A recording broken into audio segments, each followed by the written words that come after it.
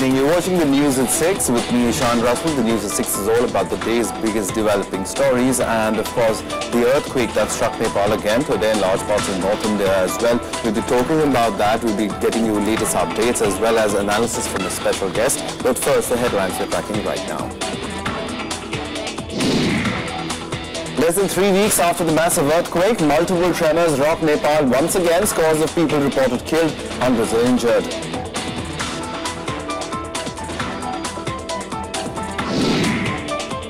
Prime Minister Modi takes stock of the situation. Aftershocks trigger panic in North and East India.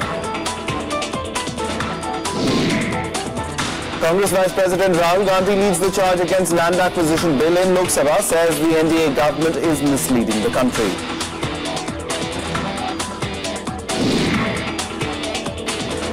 Protest against Union Minister Nitin Gadkari paralyzed Rajya Sabha. Government hits back at obstructionist tactics.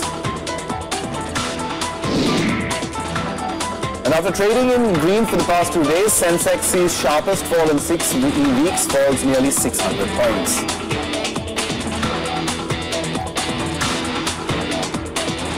Our top story this evening, a 7.5 magnitude earthquake struck Nepal this afternoon. The tremor was one of the strongest after the April 25th quake. Latest reports are saying that nearly 36 people have been about killed and about 1,000 have been injured.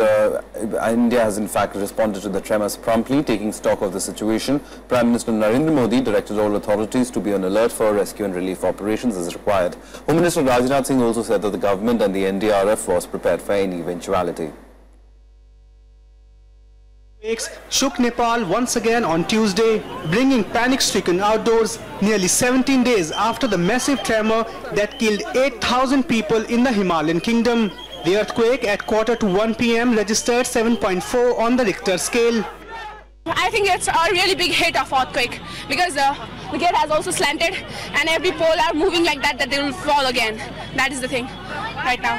The epicenter was in Nepal's Namche Bazar, which is the gateway of the Everest base camp. Amateur videos and CCTV footage showed the ground shaking like a wave for 25 seconds. In Kathmandu, parents could be seen clutching children tightly and hundreds of people were frantically trying to call relatives on mobile phones. Shopkeepers closed their shops and the streets were jammed with people rushing to check on their families. Just now the big quake came and we all ran out of the building to keep ourselves safe. We are just trying to contact with our family members whether they are okay or not. I'm trying to call to my room, but network is busy. It's not reachable. I'm worried for my family. The Nepal government was scrambling to assess the damage as the phone network got affected and information was hard to come by. Initial reports spoke of casualties, many houses being damaged and hundreds of people being injured. The government extended the closure of educational institutions by 2 more weeks. Last month's quake was recorded at 7.8 magnitude, almost 6 times stronger than Tuesday's quake. But experts said that a 7.3 magnitude earthquake has the potential to cause significant damage and landslides. Bureau report for Rajya Sabha Television. 2 people were killed in Bihar as the powerful earthquake measuring 7.5 on the Richter scale with the epicenter in Nepal sent ripples through large parts of North and East India. With memories of the quake that hit just 3 weeks back still fresh, panic-stricken people rushed out of buildings in Delhi, Bihar, West Bengal, Assam, Orissa and Uttar Pradesh. Schools were vacated in many parts of the country as well. Ripples caused by the 4 earthquakes in Nepal were felt across North and East India at about 12:35 p.m. causing widespread panic. 2 people were killed in wall collapse incidents in Bihar. The quake was felt in cities across West Bengal, Uttar Pradesh, in Srinagar, Amritsar, Lucknow, Jaipur and even as far as Guwahati and Odisha. Mild tremors were also experienced in parts of Chennai. The quake epicentered 70 kilometers east of Kathmandu at a depth of 18.5 kilometers and it was followed by 3 aftershocks of 6.2, 5.4 and 4.8. नज़दीकतम Hindustan के इलाके हैं, खास तौर से उत्तरी बिहार में इसकी तीव्रता अधिक है और गंगटोक में चूंकि वो नज़दीक है सबसे अधिक है, 8 की तीव्रता है, पटना में 7 की है, गोरखपुर में 7 है और लखनऊ में 6, दिल्ली तक आते आते ये 5, लेकिन चूंकि ये प्रायद्वीप के क्षेत्र में काफी दक्षिण तक और पूर्व तक ये आके गए हैं, तो अगर आप दक्षिण में जाएं रायपुर वगैरह में तो ये सिग्निफिकेंट कोलकाता में भी रहा है। तो लेकिन 2 से 3 की झटके जो तीव्रता है वो काफी दूर तक देखी गई। चेयर पे बैठे थे, एक लड़का है बात की क्लास में से कि भूकंप आ रहा है, हम सोचे मजाक कर रहे हैं, देखा तो सच में आ रहा था। ऊपर से सब लोग नीचे उतर गया, मैजिस्ट्रेट लोग, हम लोग भी उतर गया, वकील बाबू लोग उतर गया, सब आना डर से हम लोग बाहर आ गया था। भोजन कर रहा था तब तक भूकंप घर पूरा जैसे हिलने लगा, ढक ढक की आवाज करने लगी। हमने देखा कि पूरी कॉलोनी जो है सड़कों पर आ गई थी। In New Delhi, buildings swayed for more than a minute and people rushed to the streets. Office workers were evacuated. The metro service was also halted for a few minutes. The tremors led to fresh concerns about the country's preparedness in case a major quake strikes. वो बहुत चिंता का विषय है, दुखद है, और मैं ये कह सकता हूँ कि अब आगे की हमें जो प्लानिंग करनी चाहिए उसमें भूकंप रोधी ही भवन और इमारत बने। Serious about calling an emergent meeting of the Parliament to discuss disaster management and this environmental changes. The 25th of April earthquake caused equally widespread damage in India, causing 80 deaths in India, mostly in Bihar, that adjoins Nepal. Bureau Report, Rajya Sabha TV.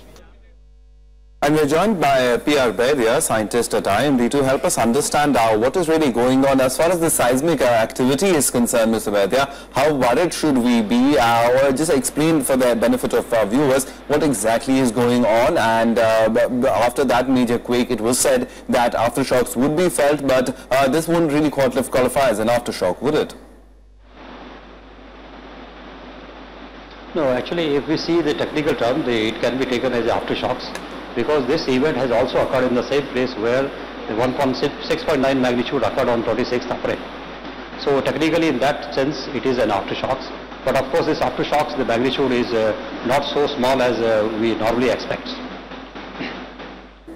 All right, but as far as the seismic activity in that region is concerned, how worried should we be? I mean, because this time it was felt across North India, especially in parts of East India as well. So as far as the seismic activities that is going on in terms of the tectonic plates, explain to our viewers what exactly is happening. Actually, the whole Himalaya belt, it is because of the tectonic plates, movement of the Indian plate towards northeast direction. There is always stress is there in the whole Himalaya belts. Now, because of the 7.9 magnitude earthquake, which triggered on 25th April, a large area which is of the order of 150 kilometer long and 40 to 50 kilometer width has gone under the rupture. So now the smaller seismic activity is also continuing there. Now, time to time, of course, normally there is a trend that magnitude just go on decreasing. But time to time, in between, there are some episodes where the high magnitude earthquake as the aftershocks can also occur. So, this aftershock activity is basically some settlement of the release of the stress. So, always because the Himalaya is always a area to worry, there is a threat of high magnitude earthquakes always there. So the threat, while it might always be there, but moving on from here, the authorities, of course, are on high alert. Orders have been issued as far as relief and rescue operations. But in terms of just knowing that something like this could happen at any time, as far as our early warning systems, could anything like that work in such a scenario if an earthquake strikes? No, in case of earthquake, actually, it is very difficult to have any warning or such any prediction things. So, only thing is that we have to have a proper housing or structure designing should be there. So, whenever some earthquake is there, we should not worry about that whether the prediction is there or not. Always building should be safe. So, we have to worry about the housing codes which has to be followed in a high seismic prone areas like Himalayas and various other parts of the India, like Northeast India, then western parts of Himalayas. We have to have a proper building structure should be available there. So one has to be worried about the building, safety of the building. It should be properly prepared. Otherwise, every time we have to go for this type of rescue and relief one. All right, Mr. Bhatia, but as far as India is concerned, it certainly seems that in terms of, as you were mentioning, buildings and homes and structures need to be created in a manner, need to be, in terms of design itself, be able to withstand at least some sort of seismic activity. But moving on from here, do you think that it's time, this is a real wake-up call for all of us as far as our building laws are concerned, and also in terms of just how we prepare for disaster management? Yes, definitely. Building codes are already available there. One has to be sensitized, whether the public is there, then the government is there, and the implementing authority. Everybody has to be sensitized, so a proper building code should be implemented. Mr. Vaidya, we'll leave it over there. Thank you very much for coming in and helping us understand this issue a little better. On that note, we'll take a very quick break. Lots more coming up on the other side, so do stay tuned.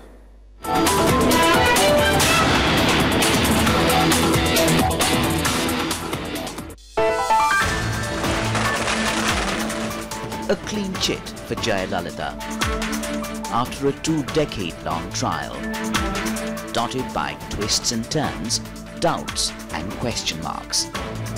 In Amma's acquittal, has justice been done? Watch The Big Picture at 6:30 p.m. on Rajya Sabha television.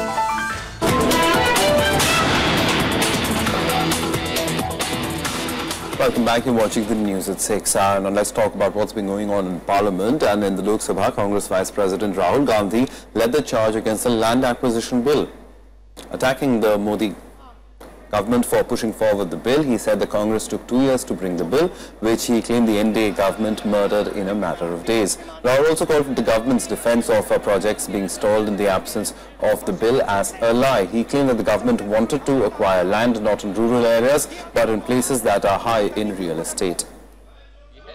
10 साल में, 15 साल में, 20 साल में आपके बच्चों को 10 करोड़, 20 करोड़, 50 करोड़ उस जमीन से मिल सकते हैं, मगर ये सरकार वो जमीन आपको नहीं देना चाहती है। ये सरकार वो जमीन अपने उद्योगपति दोस्तों को, क्रोनी कैपिटलिस्ट को देना चाहती है। ये सरकार किसान विरोधी, गरीब विरोधी सरकार है, सूट-बूट की सरकार है। और मंत्री जी मुस्कुरा रहे हैं, मैं देख रहा हूं मंत्री जी मुस्कुरा रहे हैं इधर देख के, क्योंकि एक समय वो हमारे साथ खड़े थे और जो मैं कह रहा था वो भी कह रहे थे। इतनी आसानी से नहीं होगा, अगर यहां नहीं रोक पाएंगे तो सड़क पे रोकेंगे। Meanwhile, the Rajya Sabha today referred the GST bill to a select committee. Members of major political parties will have representation in the committee. The select panel, headed by BJP's Bhupendra Yadav, has been instructed to report to the Rajya Sabha on the last day of the first week of the monsoon session. Single state. I have the figures of each one of those states. I am too willing to share. Now, protests against Union Transport Minister Nitin Gadkari and demands for his resignation resonated in the Rajya Sabha on Tuesday as well. Proceedings were paralysed in the pre-lunch session due to repeated adjournments. The government also hit back at the Congress, insisting that it was deliberately disrupting proceedings to stall the passage of crucial bills. As soon as the House met for the day, Leader of Opposition Ghulam Nabi Azad said the opposition was dissatisfied with the reply given by Nitin Gadkari on the CAG report on Monday. Azad added that a notice has been submitted by Congress leader Pramod Tiwari to suspend the business of the House and take up discussion on the issue. कल माननीय गडकरी जी ने यहाँ statement दिया और उसके बाद मैं अपनी पार्टी की तरफ से उठा और ये बताया है कि हमें कोई सेटिस्फेक्शन इनके स्टेटमेंट से नहीं हुई आज और हमारी पार्टी सेटिस्फाइड नहीं है। Leader of the House Arun Jaitley slammed the Congress for adopting obstructionism as its strategy. He stressed the examination of CAG report falls within the purview of the Public Accounts Committee. Yesterday they had a facility for asking questions. They did not do that. Internal compulsions of the Congress party can't become compulsions of this House. And therefore, there is absolutely no basis why the question hour or the proceedings be suspended. Deputy Chairman PJ Kurian disallowed notice under Rule 267 for suspension of business, but asserted that members could seek clarification from the minister on his statement. Notice under Rule 267, I am not allowing the notice to be moved because Minister Sri Nitin Gadkari has already made a statement. If necessary, clarification can be asked on that statement. The stalemate between the Congress and the government continued as members from both sides argued over the issue. Congress members marched into the well of the House, shouting slogans. The chair then adjourned the House first till 11:30, then till noon. House adjourned up to 11:30. Adjourned up to 11:30. Question hour became a casualty even on Tuesday as the verbal duels between the opposition and Treasury benches escalated. As the chairman's repeated appeals to allow the question hour to function went unheeded, the House was first adjourned for 30 minutes, then till 1 p.m. Kriti Mishra, Rajya Sabha TV. Now, the Jayalalitha wave is set to surge in Tamil Nadu once again after being acquitted by a court on Monday. It's just a matter of time before the AIADMK chief returns as Chief Minister of Tamil Nadu. However, the party remains tight-lipped about its plans so far. The stage is set for the return of Jayalalitha as the Chief Minister of Tamil Nadu. After the ruling by the Karnataka High Court in the 18-year-old disproportionate assets case, the AIADMK is preparing for its chief's return at the helm of affairs. However, the former Tamil Nadu Chief Minister has not revealed her plan of action after the big victory at the court on Monday. According to sources, AIADMK is likely to pick Jayalalitha as the leader of its legislative party soon, paving way for her return. Law requires her to get elected as MLA in 6 months after assuming office.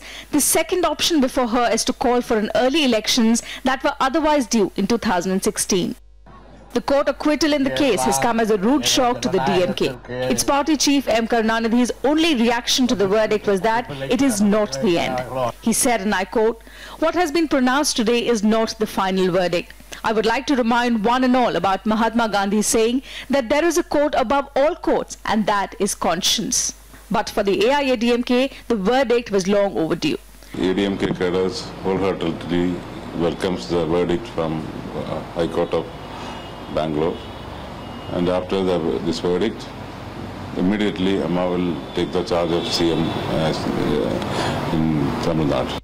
The political significance of the court order was evident as a stream of top leaders, including the Prime Minister, called up Jayalalitha to congratulate her. However, BJP leader Subramaniam Swamy, who filed the petition against Jayalalitha, is set to appeal against her acquittal in the Supreme Court. That, however, will be at a later date. Bureau Report, Rajya Sabha TV. A low-intensity blast inside a local train compartment injured as many as 29 people early this morning. Local gang rivalry is reported to have triggered the incident in Kolkata. A low-intensity crude bomb exploded inside the Sialdah Krishnanagar local train on Tuesday. The blast at 4 a.m. at Titagarh station left many people injured and some of them are critical. एक crude bomb का blast हुआ एक coach में। ये driver cabin से 5वां coach था, जिसकी वजह से 15 लोग प्रभावित हुए हैं।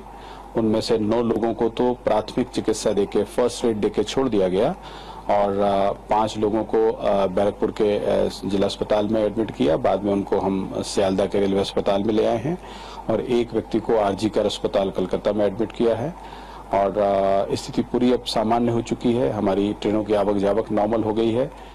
Railway police said the crude bombs were being carried by a known criminal, Raja Das. A bomb went off after an altercation between 2 groups of miscreants. Das lost his arm in the blast and was taken into police custody. A few passengers who jumped from the moving train onto the tracks were also injured. 2 बंदे के साथ झमेला हो रहा था, तो झमेला होते होते टीटागढ़ घुस गया और उसके बाद उसका मम्मी उसका बगल में था, तो वो धक्का लग गया, वो गिर गया। तो उसके बाद वो दौड़ के आया, आके उसका मम्मी को हटाया और लोगों को थोड़ा हटने को बोला। उसी टाइम में फटाक से बोला, इतना जोर साउंड हुआ कि हमारा दोस्त भी, उसका दोस्त बगल में था, वो लोग जा रहा था कृष्णनगर, तो उसका दोस्त ट्रेन से दरवाजे में था, वो ट्रेन से गिर गया और उसका 3-4 जगह फ्रैक्चर हो गया। Local train traffic was affected for about an hour, disrupting travel for thousands of people across Bengal. Railways ordered a probe into the incident. Bureau report for Rajya Sabha Television. Well, time now for news from the stock markets. And the Sensex witnessed the sharpest fall in 6 weeks on Tuesday after trading in green for the past 2 days and rising over 900 points. The Sensex plunged over 600 points to below 27,000 ahead of the release of the Index of Industrial Production and inflation data. Nifty was also affected by all-round selling and came down to the 8,200 mark by falling 188 points or 2.25% to 8,137. The rupee trended down by 30 paise to quote at 64.15 against the dollar in late morning deals, following a sharp fall in local equities amid fresh dollar demand from importers and some banks.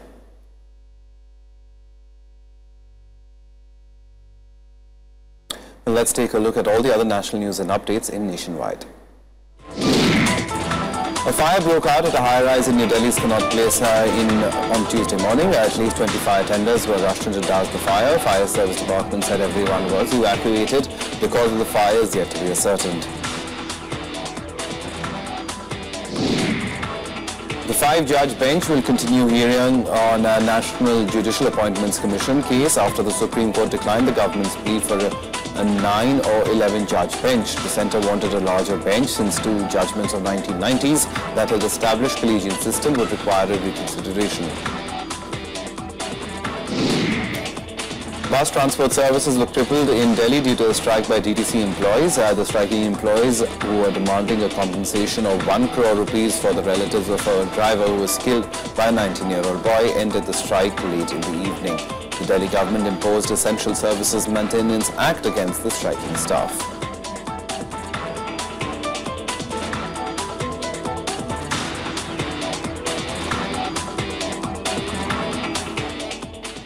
Time now for some international news, and fighting has intensified for worse in Yemen. Saudi-led airstrikes hit the Yemeni capital Sana'a just hours before a ceasefire. A 5-day truce was expected to begin between the Saudi-led coalition and the Houthi rebels later today.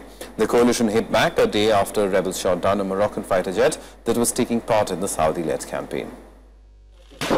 No respite in Yemen.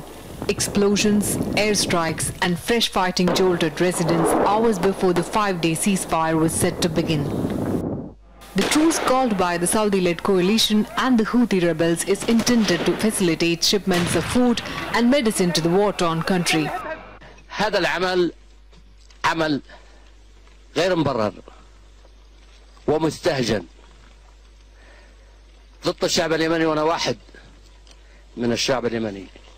فلن يكون الاستهداف لي هو استهداف للوطن واستهداف لكل المواطنين. Arab warplanes bombed capital Sana'a, that is home to former Yemeni President Ali Abdullah Saleh. لن أكون قد تحالفت مع أنصار الله، ولكن سأعلن اليوم ومن هذا المكان أن الشعب اليمني كله سيتحالف مع كل من يدافع عن. Saudi Arabia stepped up the fight a day after Houthi rebels shot down a Moroccan plane that was fighting alongside the Saudi-led coalition.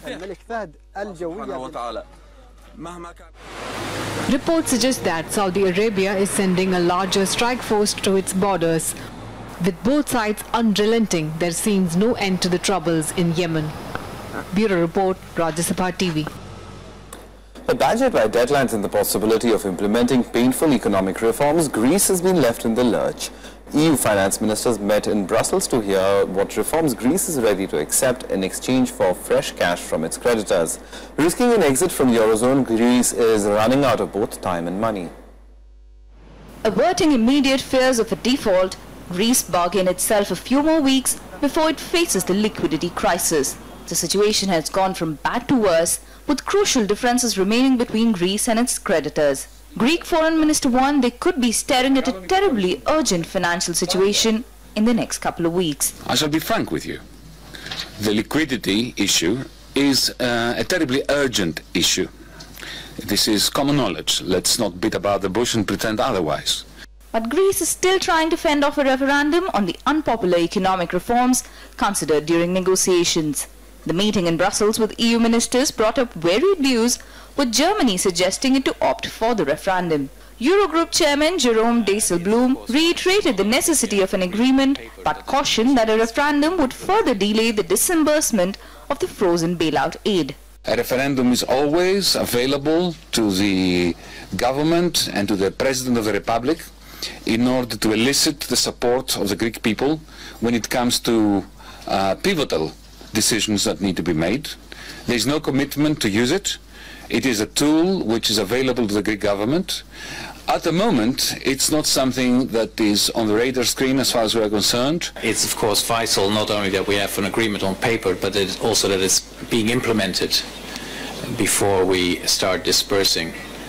Presumably, if you have a referendum, you will not start implementing before you've done the referendum. That doesn't seem to make sense. So there would be a time constraint there. The crisis has raised the prospect that Greece might default on its debts and be forced to exit the Eurozone. Greece has until the end of June to reach a reform deal with its international creditors to receive the 7.2 billion in remaining EU and IMF bailout funds. Bureau Report, Rajya Sabha TV. Well, time now for all the other international news and updates in Global Buzz. The first all-Tory cabinet will meet in Britain later today. Prime Minister David Cameron assembled his top 10 team and is expected to discuss a slew of measures to boost employment. A rise in free childcare for England's preschool children will also feature in the Conservative agenda. Indonesia turned away refugees from Myanmar and Bangladesh just a day after hundreds of them landed on its shores. Indonesian Navy said they provided them with food and water before sending them back. The migrants are on their way to Malaysia. In yet another shocking incident, a Bangladeshi blogger, Alanta Bijoy Das, was hacked to death in the country. This is the third such deadly attack. He was attacked by a masked gang wielding machetes in the city of Sile. Das wrote blogs for a website called Mukto Mona, which was once moderated by another blogger, Avijit Roy, who himself was hacked to death in February. U.S. Secretary of State John Kerry is expected to meet Russian President Vladimir Putin over the crisis in Ukraine. This is the first such meet since the Ukraine crisis began early 2014. Russia called it a positive step from the U.S. They are also expected to hold bilateral talks to improve relations.